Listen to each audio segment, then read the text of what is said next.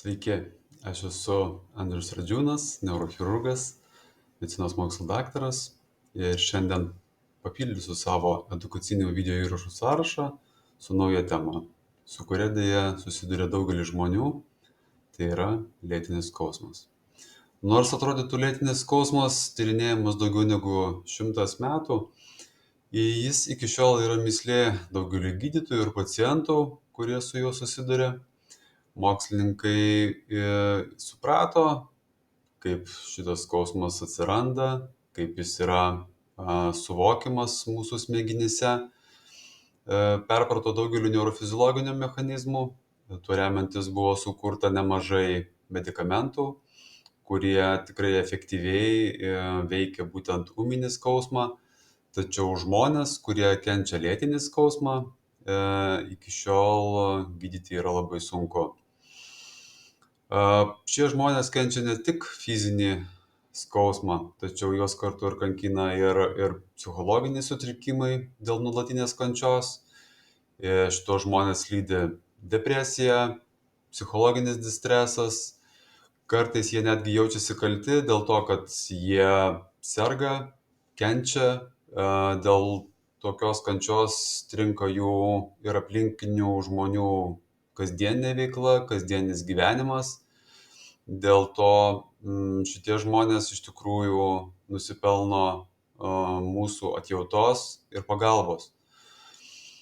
Todėl norėčiau pasakyti, kad šitų ligonių gydymas turi būti labai pakopinis. Į lėtinio skausmo malšinimą turi įsijungti ne tik gydytojai, tačiau ir psichologai, kai kuriais atvejais net ir socialiniai darbuotojai, todėl, kaip suprantate, šitos problemos sprendimas nėra labai lengvas. Vienas iš tokių pavyzdžių, kuris parodo, kokio rimtumo tai yra problema, tai mano klinikoje sutiktas vienas toks atsitikimas, atvejis, kuomet moteris, kuri patyrė mažo piršto traumą ir po to sekė eilė operacijų, procedūrų, kurios buvo neefektyvios, ligoninėje atsirado lėtinis skausmas, atsirado daug labai psichologinių bėdų, žmogus dėl nuolatinės kančios reikalavo amputuoti jai pirštą, po to plaštaką. Lietuvos gydytojai nesutiko su šitais reikalavimais, buvo skirtas maksimalus prieinamas gydymas, tačiau ligoninė vis dėlto ieškojo toliau pagalbos, nuvyko į kaimyninę rusakalbę šalį ir ten moteriai amputavo ranką iki peties sąnario. Ir kas liūdniausia, skausmas išliko. Ką šitas pavyzdys rodo? Jis rodo, kad šitie žmonės iš tikrųjų gyvena didžiulėje kančioje, kurios kartais mums suvokti, nepatyrusiems tokio skausmo, yra sunku. Ir todėl šita problema turi būti tikrai sprendžiama labai atidžiai ir su atjauta. Aš, kaip ir žinote, esu neurochirurgas, gydantis funkcinius sutrikimus, tame tarpe ir skausmą. Ir labiausia būtent domiuosi skausmo malšinimo būdais, invaziniais skausmo malšinimo būdais, tačiau pastaruoju metu vis daugiau ir daugiau naudoju ir neinvazinius skausmo malšinimo būdus, tokius kaip neuromoduliacinės priemonės, naudojant elektros terapiją. Tai pradėsiu šiandienos mūsų paskaitą ar šitą video įrašą būtent kalbėdamas apie nugaros smegenų stimuliaciją. Tai yra Lietuvoje gan naujas metodas, jisai pradėtas taikyti Lietuvoje daugiau negu prieš 10 metų, tačiau pasaulyje jis naudojamas daugiau negu 50 metų. Jau 1967 metais daktaras Šelė implantavo pirmąjį elektrodą žmogų kenčiantiems stuburo skausmą ir pastebėjo, kad stimuliuojant nugaros smegenų užpakalinę dalį galima pasiekti tokio aptirpimo jausmą galūnėse ir stuburo srityje ir tai sumažina skausmą. Tuo remiantis prasidėjo visiškai nauja era skausmo malšinimo visoje, visoje sferoje. Tobulėjant technologijoms vystėsi ir mažėjo būtent šitie neurostimuliatoriai, tobulėjo ir patys elektrodai. Ir šiuo metu mes turime tikrai tobulus įrenginius, kurie minimaliai invazyviai įvedus elektrodus į stuburo kanalą per adatas galime žmonėms būtent skirti šitą terapiją. Ir žmonėms, kurie kenčia tikrai nežmoniškus stuburo skausmus, plintančius į galūnes, galime suvaldyti vien tik tai su elektros energija. Tai iš tikrųjų nuostabi galimybė žmonėms, kurie jau yra išbandę daugelį gydymo metodų, tačiau efekto didelio ir nesulaukia. Buvo išbandytos, manau, ir stuburo operacijos ir skausmo klinikose taikomi metodai, tai kaip ir blokados, radiodažnuminės abliacijos. Tai šita būtent neuromoduliacinė metodika, jinai tikrai efektyviausia ir ilgam laikui būtent šitos žmonės išlaisvina nuo skausmo, ar bent jau sumažina tą skausmo pojūtį. Sekanti netokia invazinė neuromoduliacinė metodika, tai yra būtent transkraninė magnetostimulacija. Tai yra būtent elektra stimuliuojamos žmogaus smegenys, tam tikros žmogaus smegenų sritys, kuomet su tam tikrais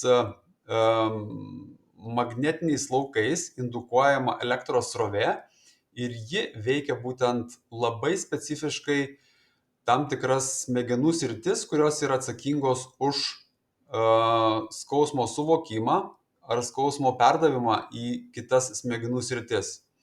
Taigi transkraninė magnetostimulacija yra visiškai neskausmingas, iš tikrųjų efektyvus gydymo metodas, kuris gali padėti daugeliui ligonių, kuriems kiti gydymo metodai tokio efekto nedavė. Deja, mano anksčiau minėtas jau nugaros smegenų stimuliacijos metodas, jisai vėlgi ne visais skausmo atvejais yra tinkamas. Tuo tarpu transkraninė magnetostimulacija daugeliu atveju gali būti saugiai naudojama ir yra efektyvi. Žinoma, gydytojas specialistas, kuris dirba su šia terapija, turi atlikti jūsų ištyrimą ir nustatyti visų pirma priežastį, įvertinti jau atliktus gydymo metodus, jų efektyvumą ir galimą naudą šitos terapijos, kadangi šita terapija yra iš tikrųjų gan brangi ir žmonėms kartais sunkiai įkandama, tačiau tikrai gan efektyvi. Todėl labai reikia kruopščiai atrinkti ligonius šitai terapijai. Jinai tikrai parodė savo efektyvumą tiek veido skausmo, tiek po įvairių, tarkim, infekcinių sutrikimų, po patirto smegenų, tarkim, insulto, po įvairių traumų, atsiradę įvairūs skausmai, jie gali tikrai būti efektyviai malšinami su šita neinvazinė neuromoduliacinė procedūra.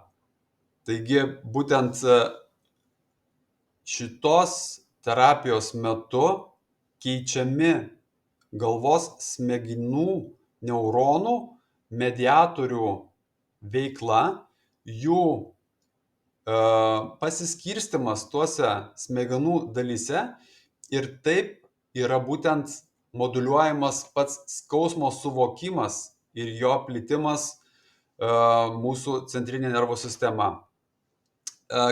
Kitas metodas, apie kurį irgi labai trumpai tiesiog užsiminsiu, tai yra būtent transkraninė tiesioginės nuolatinės srovės stimulacija. Tai yra tikrai gerai toleruojamas neuromoduliacinis skausmo malšinimo metodas, terapijos metu prie odos yra pritvirtinami du elektrodai, kurie turi teigiamą ir neigiamą polių. Ir jais leidžiama labai labai maža iki 2 miliamperų tik tai elektros srovė. Ir ši srovė būtent pasiekia irgi tam tikras būtent smegenų sritis, kurias gydytojas nustato, kad reikia stimuliuoti. Ir taip pat paveikia būtent skausmo suvokimo ir skausmo plitimo kelius.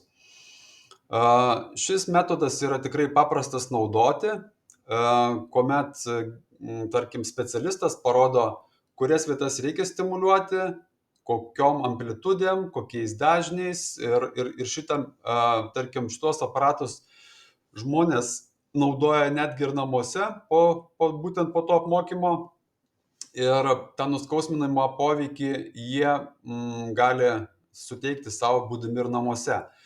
Vėlgi noriu pabrėžti būtent transkraninės magnetostimuliacijos ir šitos būtent transkraninės nuolatinės srovės stimuliacijos poveikis, jisai yra labai lėtas, jisai labai švelnus, nesukelia kažkokių šalutinių poveikių, bet reikia kantrybės.